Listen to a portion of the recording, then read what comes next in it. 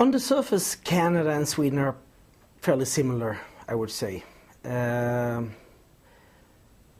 when you have spent some time in Sweden, you will find a lot of differences, especially when it comes to the academic system.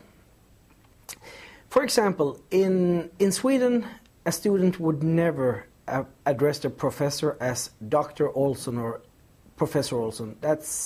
We got rid of that in 1968. You're on a first name basis, so I would be called Patrick by the students. And to many outsiders, or to many people coming from, especially from North America, it feels weird to address a professor on a first name basis, while it's expected from you in Sweden. And it doesn't mean that you're not showing respect, because I still feel, maybe not any longer, but I did feel uncomfortable when students addressed me as Dr. Olsson or Professor Olsson, because I felt, well, you're talking about my dad, not about me. But you can show respect in different ways. And in a Swedish, at least in south of Sweden where I'm from Lund, you have academic traditions that goes back to 1450 or something.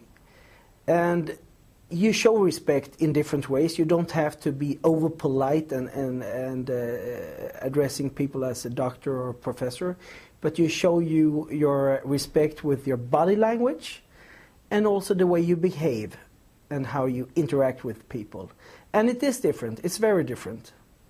And also as a student, at least at Lund University, you don't show up late. And if you have to show up late, you will communicate that to the professor or someone else beforehand, or you don't enter the classroom. What is very different is that students, they don't pay tuition fees in Sweden. I think the tuition fee is like $50 a semester. Most classes are, of course, in the Swedish language, which excludes international students. But I think even still to this day, international students, they don't have to pay tuition fees. I find students are older in Sweden. You don't quit high school and then go straight to university. If you have the money, you do some traveling before you go to university. If you don't have the money, or if you don't want to travel, you actually work for a year or two to get some experience. And that shows really well, because having more mature students in an academic environment will change the whole situation for the professor and the students. And many times I feel that the students, at least I have taught before, are more motivated when they start university. And that might be quite of a shock for North American students. If you're 19, 20 and you go abroad to Europe and you find that students are 23, 24, 28 or even older.